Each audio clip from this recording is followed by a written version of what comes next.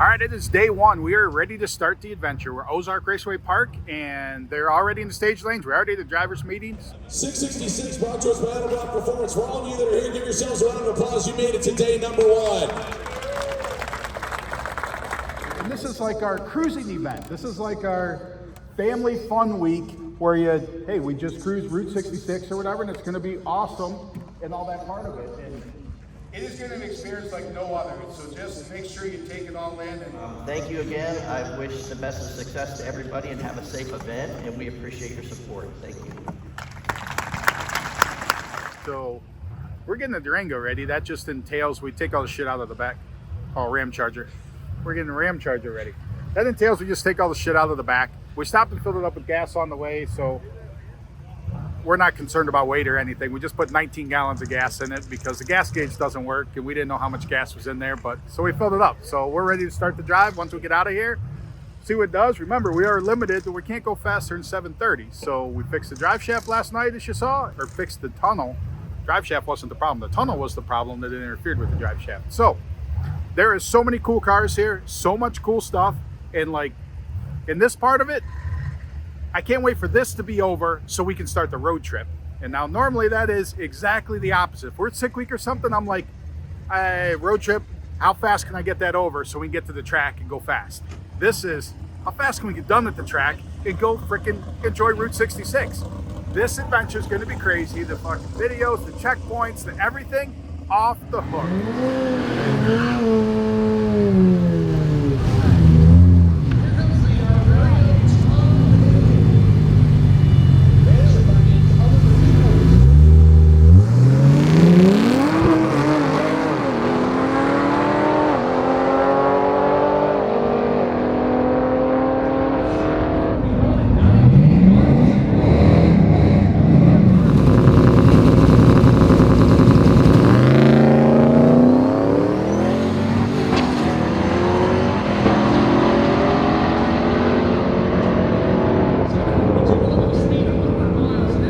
So we got the first run in, we went 741. So I did find out the official ruling because Steve went and checked, because I think Steve said he went 742 or something.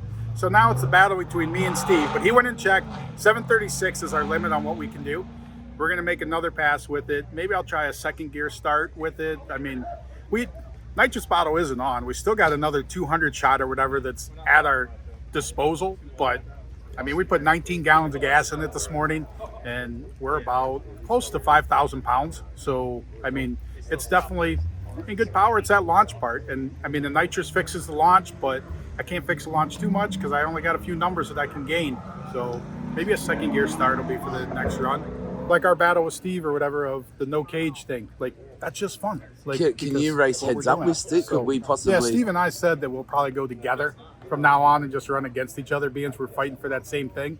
But I think he was packing up and leaving. That's why I would like to get a little faster to have a little bit of a lead on him. So right now I got the lead, but only one number. Maybe I can increase that. Obviously, I'd like to run a 736. Now I'm gonna have to go sit down with the Stankies and freaking get out the weather gauge and all that crap that they do to try and run that perfect 850.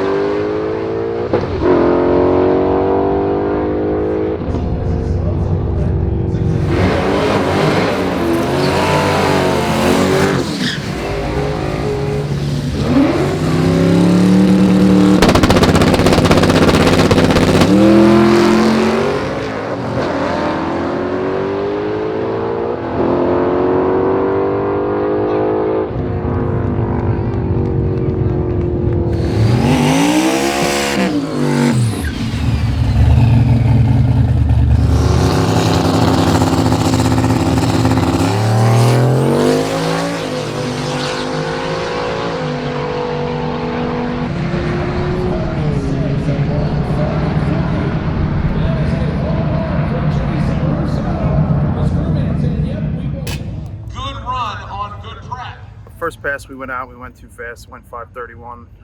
We have to run 5:35 to stay in because of the roll cage. So second pass I went out there, it felt like it did the same thing. It was going really good, so I lifted, trying to think I could scrub some speed off of it, and it was a little too much. So the last pass I went out there, and with the heat and everything, I just ran it out the back, and it went 5:36, I think 1:34, so it was pretty good. I turned that in and try and do that again tomorrow, and see. Just before that, Rick went like 5:40. Yeah, we're gonna be back and forth all week probably. I don't see any of us giving up. We're so close. So You know, he does bracket racing a lot though. yeah, he's way better at it than I am. So he's got it down to a science, and I'm just guessing. So our day's been pretty good. I really can't complain. Our first pass, we went too fast, which to me is always a good problem. So we went a 5:34 with a 5. We're only allowed to go 5:35.0. So we had to wait a while for all the cars to cycle through. Made a second pass and went 5:40. I believe we're in second right now. So I couldn't be happier with that. And who's winning? I believe my good buddy Jason Rasu, that's fitted next to me here, is in the lead by about 400. So we'll battle all week, but I couldn't be happier for Jay and the day that he's having. So we're all in this together, and we're looking forward to this cruise tonight. Well, he's new to bracket racing. What can you tell him about this? I'm not giving any secrets away. I gave cheating ass Tim Flanders some tips, man, and now that guy kicks my ass every time. So. all right, 1952 Nash. The giveaway starts now. Every dollar you spend over on the merch site gets you an entry for this thing. This thing is bad to the bone. It's got an 850 cage in it, so it is a 396 small block, 491 horsepower. It's got a couple hundred shot of nitrous. It's got a Rosler Turbo 400 in it. This thing is ready to go for you. Every dollar you spend over on the merch site gets you an entry for it. Go grab some entries.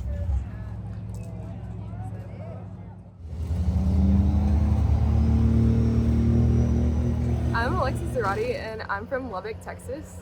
This is my 1969 Camaro that my dad gave me when I was a year old. He bought it when he was 17. He got it in the late 80s, and he parked it in early 90s because he was like, there's too many Camaros out there. I want to let them die out. And then at the end of the 90s, like 95, 96, he turned it into a bracket car. And he actually ran like a 1080 back then, which is fast for the times. And he bracket raced it until our local track closed down when I was about 7. And when I was 15, and I asked him, hey, can I graduate high school a year early, go to automotive school and drag race the car? And he was like, yeah, sure, let's go. And it was a nitrous car for a few years. I raced it like that. And then I stopped, had 2 kids, tore it apart to make it a turbo car. Took 3 years, but came back over a second faster than I was before. In the 90s, he had it black and blue primer with like scallops on it. And he decided, I'm gonna paint it. And he actually taped the flames himself. And him and his friends painted the whole car in the shop. And it has a matching flame hood. So it started out all blue and blue flames. And then he decided, my kids love Stitch. I'm gonna put Stitch on the hood. So he went to Tunes Inc. and had him airbrush Stitch hanging on for dear life as he would be going down the track. And I've kept it like that. Whenever I repaint it, it'll end up being the exact same. I want to keep it. That's me and my dad.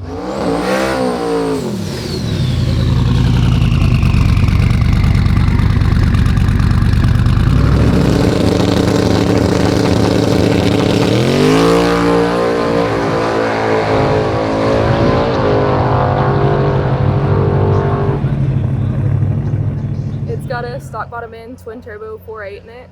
I'm actually number 6 in the world for the 4.8 right now, and my tuner, my boyfriend, is number 1. I decided on this engine before I met him, and it's been a great deal. Yeah. What, the love affair or the engine? The engine. But yes, it does everything I ask it for and more. I'm really happy to be running a drag and drive with it to show that not only can it run fast normally, but it can make it through the entire drive.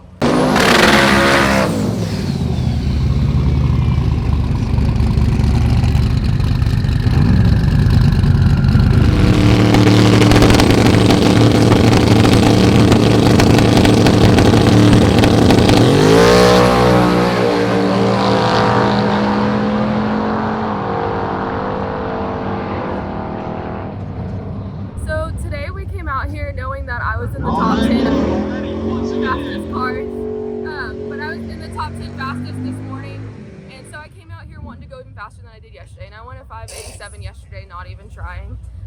We made our first pass and it went like an 81, 82. I think the scoreboard said 85 because I deep staged, but I was a little sad, so we were like, hurry up, let's make another pass. Probably shouldn't have been that greedy, it was a fine pass, but we made another pass and won a 71, and I wanted a 60, but we're gonna stop there. My alternator is already checking out for being overspun, so we got to get that figured out and then get on the road, but I'm very happy with the start.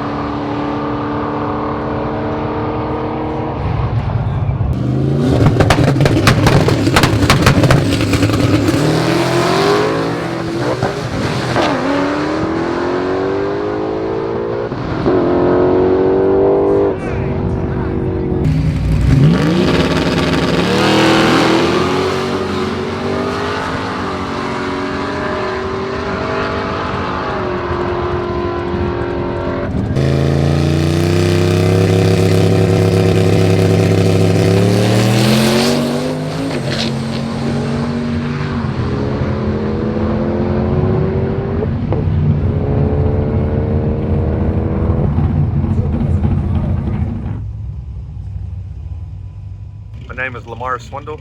I'm from Baytown, Texas. It's a 72 Camaro. It's got a 632 big block Chevrolet in it with nitrous. The car runs on a drag radial 275. Just recently installed a gear benders. It's got a 9-inch, 9-inch rear end in it. It weighs about 3,600 pounds.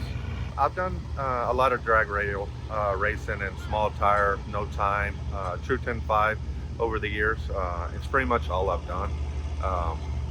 This car I haven't had but maybe a couple years. I used to have a gold 70 Camaro that we ran in like limited drag radial and Pro 275, and I sold it about 2 years, and then I purchased this one to come do some of the drag and drive events with friends and family, basically, you know, because we wanted a different change in scenery and something that, you know, my wife could ride with me, and, you know, everybody gets to enjoy it instead of just me getting to enjoy it, you know.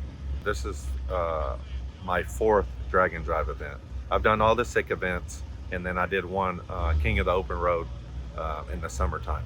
This, you know, I just don't, it kind of all dictates the track prep for us, being on the radial tire. So we're probably going to try to play it conservative and just run some mid 5s. If we can go faster, it'd be great. If not, we'll just, you know, roll with that. And, you know, the biggest thing is hopefully making back to Roswell. you know. So I would like to turn it up and go a little faster because it has a lot more left in it. But like I said, it depends on the track prep.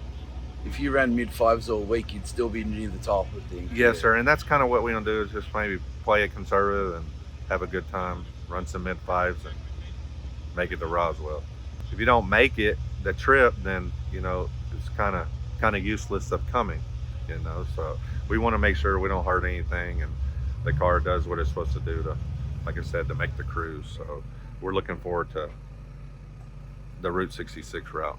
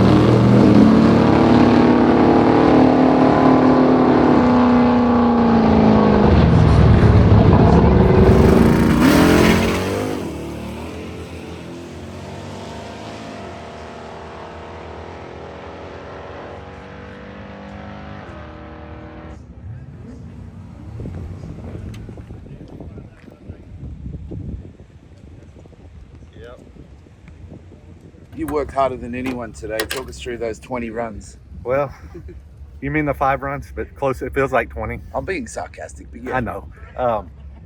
We're just struggling with the track and with the new combination. It's just got a lot more power down low. So we'll make some changes and keep pushing. That's all we can do. How much can you take out of it? Well, right now we got quite a bit out. So probably going to go to the hotel room this evening and wire up a nitrous progressor that basically pulsates the nitrous solenoids. So you can leave on 20, 30, 40% of nitrous. As you go down the track, you can ramp it back in. So that's probably what we're going to do at the hotel room tonight.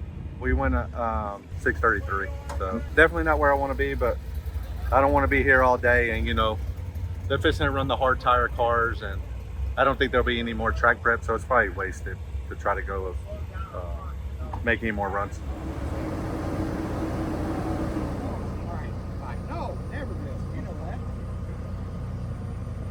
Well, we're giving out some hot dogs, some waters, some ice cream sandwiches, trying to support the racers. You know, this is a little thing Tom Bailey does for his racers. Hello, sir, who I do not know. What would you like? One hot dog, please. With Original, spicy, or KC style, the one I just came out with a month ago. Well, you're the barbecue man. You tell Yes, me, sir. Rich. You like spicy? You don't like spicy. You do? Okay. Touch of smoke is the most popular.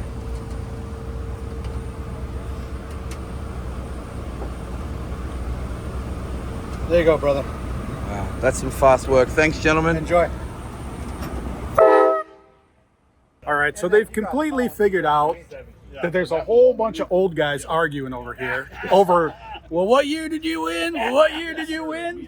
Back in my day. Back in my day. But you do have 7 of Spirit of Drag Week winners here. So have you guys figured out what year you won yet? Okay, so we know Steve won the first one, so that was 05, right? Okay. Who do we got an 06? Got an 07? I think I'm next. I'm 09. 09. So we got 09. 10? 13. First year that you won. 10. 13. 13 is me. Oh, yeah. 10 was the first year I did it. So 13 was the first year I won. So we got 13. What about 14? 14 was my whole family. There you go. Our family. Your whole family won. Well, where's the rest of the family at? They went on drugs. So, so we got 15. 15. We got a 15, a 16, 15. So Jesse, Then I'm 16. So when you burnt your car down. Yes. So still shows to this day. Yes. Battle scars. Wear it proudly. So we're up to 17. As me. Dang, so we got 3 years in a row then. 15, 16, 17. We're missing one from being 13. So that's pretty cool. And there's a legend behind you right there. Keith Turner. He's right there. Are you doing Spirit. Oh, awesome. 7 of us. Holy crap. Yeah. You actually do have them all here, don't you? I thought they were doing spirits. They're doing spirits. These are awesome. No way. They were all your choices. They're all my people. These are my people. These are my people. I didn't realize what we were doing here. I thought we were doing the 05 guys. No, we're doing the spirit deal.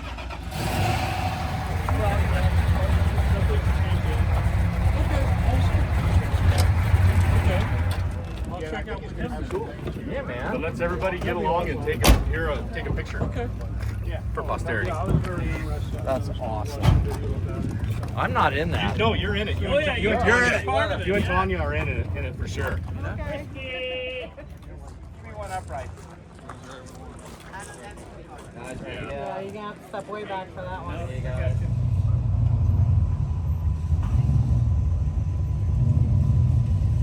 Hi, I'm Jeff Oppenheim from Pittsburgh, Pennsylvania. I am currently running a 1940 Pontiac Coupe that we pulled out of the field and on the road for the first time in 70 years. Typically, I race a 1986 El Camino with turbocharged LS and street race small block power adder. Have been running that since 2013. Just recently completed drag week with it with an 8-second average. I was co-pilot with Dan Nissen one year at one of the events, and we were talking about old school gassers and like how cool it would be to have one. And a couple months later, he finds this one from a friend of his in Montana. So, knowing Montana, stuff's always clean. You had a pretty good idea of what it was. So I ended up meeting him in North Dakota, and I'm from Pittsburgh. So we met part way. I picked it up there, brought it home, started the rebuild, started the assembly. I had a bunch of box parts, so a bunch of miscellaneous, see what we could work with, see what we needed to buy. Luckily, the guy was pretty diligent in finding most of the stuff and saving all the screws, the hard to find stuff. Just gave me a really good foundation to work with. The guy originally built a 327 with it has a tunnel ram small block. It has a tunnel ram small block with a 350 Chevy turbo transmission. It originally had a 48-inch under it, but I put a 68 Camaro 10 bolt. So just for the GM bolt pattern, just to simplify things. This year we set out with a goal to do 666 with this car. So it took a little bit of priority, and I just kept picking away at it through the year. Got it up and running. Had to wire it. Build an exhaust. I built the exhaust for it. Had to mount shocks on it. Do all the brakes, brake lines, rewiring. Needed glass. Had to find all the glass, and then did a couple extra things for it. I built a bumper, straightened the trunk lid. The hood was smashed. So I had to find one. Get the hinges and make everything work. It's been an interesting process. It's there's not a whole lot of information about this car, online, what your typical resources of finding information. So it's been kind of figure it out as you go along the way. So it's been fun because there's no wrong answer. So as long as it works, can't make it any worse. I mean, if you keep looking through, the rear, you'll see all the bullet holes. So it's got a lot of ventilation in this car because it was target practice through the fields. Then I had a local guy. I needed to fix the rear fenders and stretch them. So I found an extra set of fenders, they were all rotted at the top. So I pieced them together, stretched the wheel wells. So it looks like it fit the era of the when the gases were built. Then you'll see in the trunk lid, it was I cut it apart. I cut the whole trunk lid apart, hammered and dollied it to make it look like a trunk lid again. Surprisingly, I'm pretty happy with how it turned out. I mean, I made my own hinges. Then I wanted to do a tube style rear bumper, and as I was putting it together, I looked on my wall. I have a stack of drive shafts. So it came from it's my old one out of the El Camino. I looked at it. It looks like it fits pretty well. So I made some brackets and bolted it on. It's kind of it's been fun because you can be creative. It's just basically just assemble it, getting it together, and just having fun with it. And you and Dan are riding together this week, and not only are you doing Route 66, but you started in Chicago. Yeah, so I live in Pittsburgh. So being that we're from Pittsburgh, we ended up driving to Chicago to the start point. So it was kind of cool. Never in my wildest dream to think about driving a tunnel ram small block through downtown Chicago to hit the start of 66. It was pretty wild. And Dan told me that depending on how you're feeling at the end of the week, you might keep going beyond Roswell. Ultimately, because we always say, when are you gonna get these opportunities? Take advantage of it. When we get to the end, we'll see how the car is doing, and we'll see how we feel. It'll be awesome if we do Santa Monica. It'd be really epic in it, and old school gasser.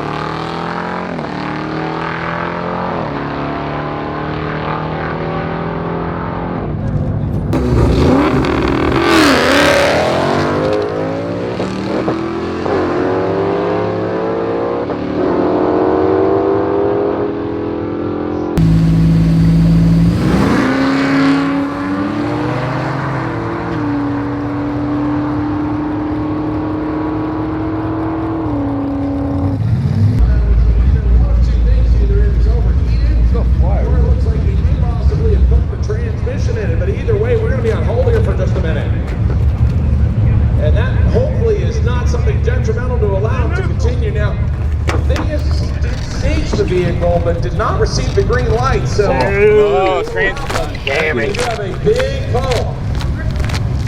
I'm going to ask Matt Ricky, once he gets done recording it, to tell me what it is, and let's hope it's not transmission fluid.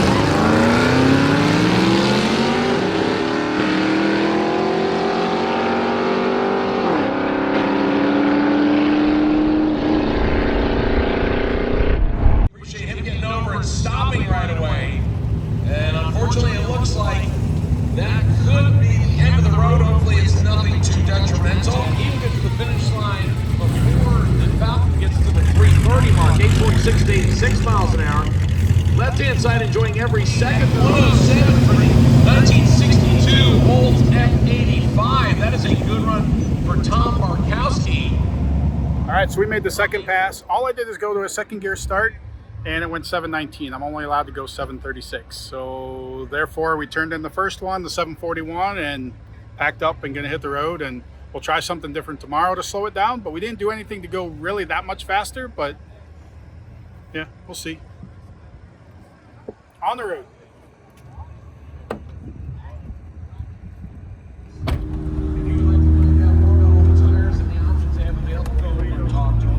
Everything from the morning times in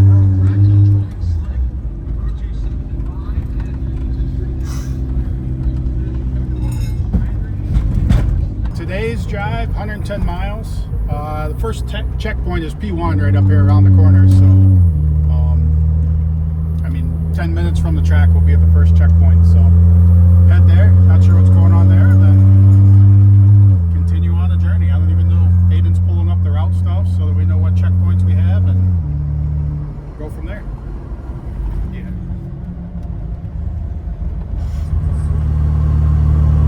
Aiden, you're also going to want to put the hotel address in there. I've never applied to get any information on any hotel ever. You got the email. I never get any emails.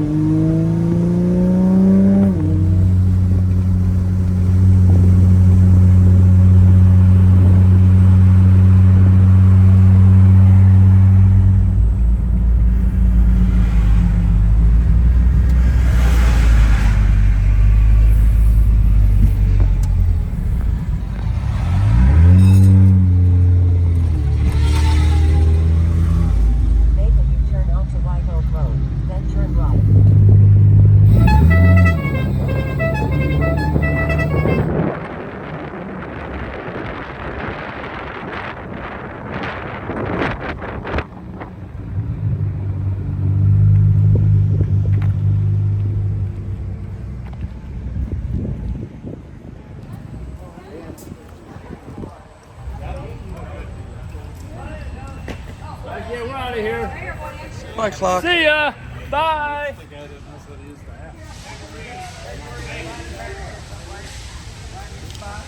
Somebody's gonna win that burning for the garage. Water in the cooler if you guys are thirsty. Help yourself. We're at P1 Manufacturing. They make top fuel blocks as well as a lot of nuts, bolts, and this, that, and the other. So there's another You can go look at our YouTube video where we actually did a tour of the factory. So, and more in depth than probably what today is. But yeah, no, cool place. Makes a lot of cool stuff. So we got free water.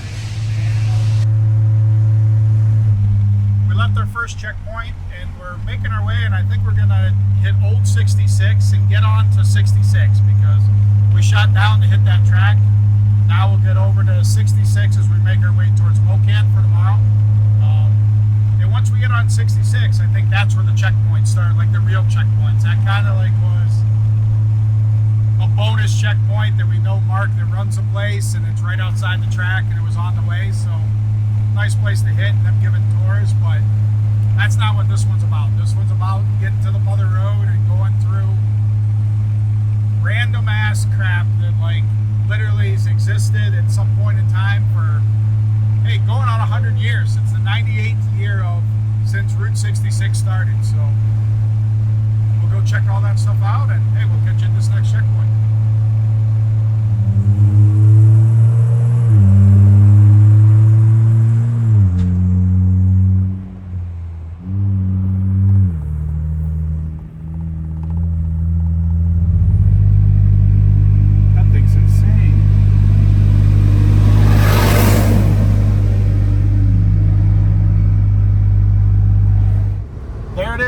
Our first 66 sign.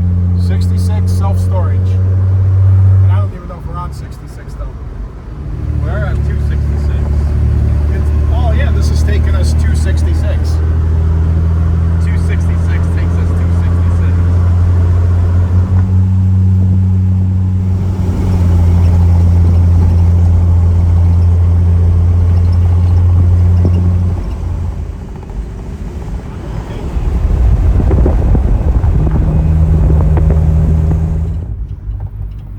Historic 66 byway sign too.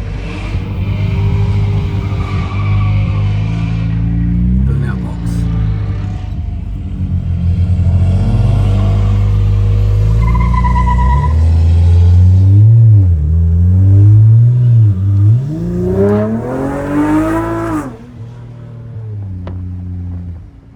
First public burnout area. And it was on, it said historic Route 66. So like as soon as we saw the first sign, there was the first burnout box. Oh yeah, this is the checkpoint place. Yep.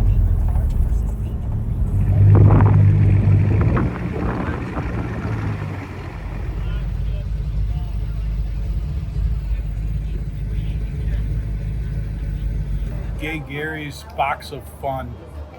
Cool spot. So he's got all random crap everywhere, and some of this, some of that, and how can you be a roadside attraction on Route 66 and not be weird? I mean, that's a given. So, but some might be weirder than others. So, What does it take to become a roadside attraction? criteria is you need to own a piece of property on Route 66, and then just start collecting junk. And the more junk you collect, the bigger your attraction is. And doesn't mean it gets more visitors, but it's just the bigger attraction. Get good junk and maybe you get more visitors. So.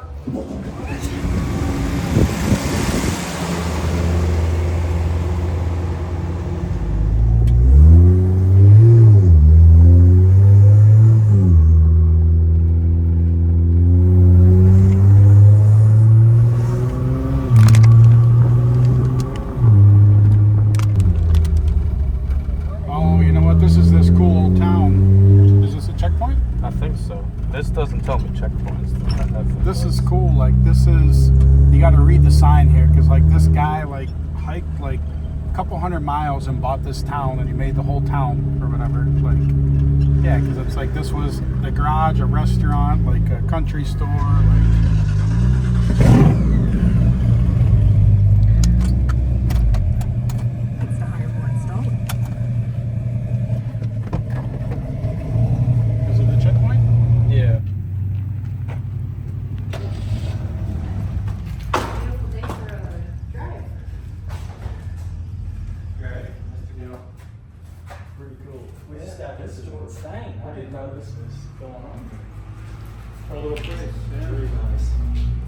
We don't do haircuts anymore, so I don't want to watch No haircuts? I'll give you one. For the YouTube video, can you explain Spencer Station, the guy who We've like talked for a while. a couple hundred miles?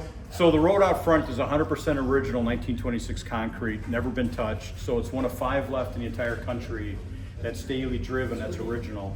And I'm the reason why they made the announcement, please don't do any burnouts, because that's sacred road here. The general store was built in 1926, so we're able to celebrate 100 years the same time Route 66 celebrates. The gas station was built in 27, and these 2 rooms were closed in 1928. So it was a general store, it was a barber shop, it was a diner, and it was a gas station service garage. We're bringing it back to a 30s, 40s diner, barbershop museum, and a general store museum. The place has been closed to the public since 1961, so we're the first ones to open it back up 2 years ago to the public, and we let folks come in on the weekends and check it out.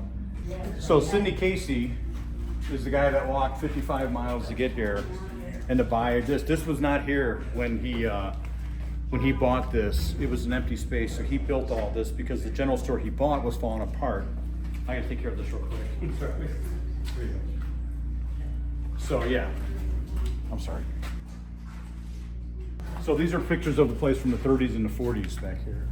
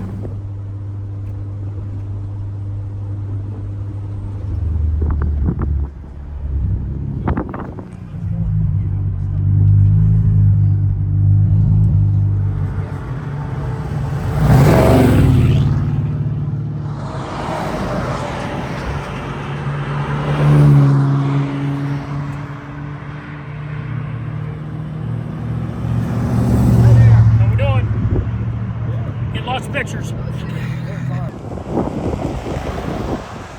Just shut off. I just got it, so it's got We started down the road and it was running like a top and started missing.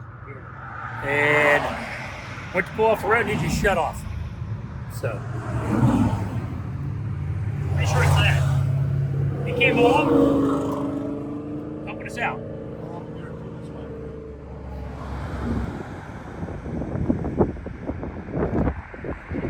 Hey, we're still having fun. Well, I'll hit this side.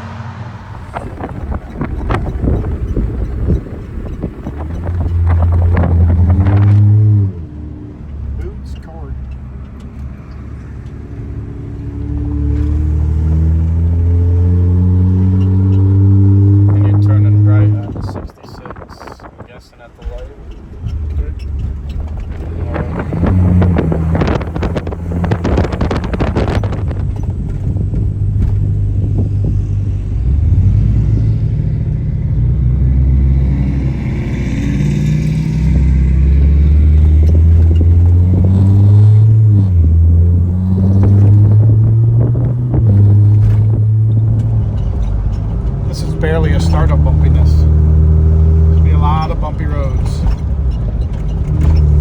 People are gonna think this is bumpy, and then in like 3 days they'll wish they could come back here and run this road instead.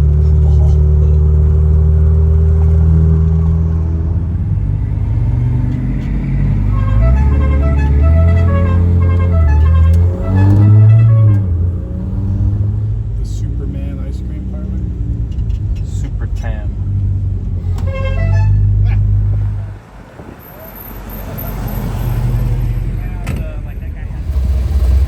Good, go.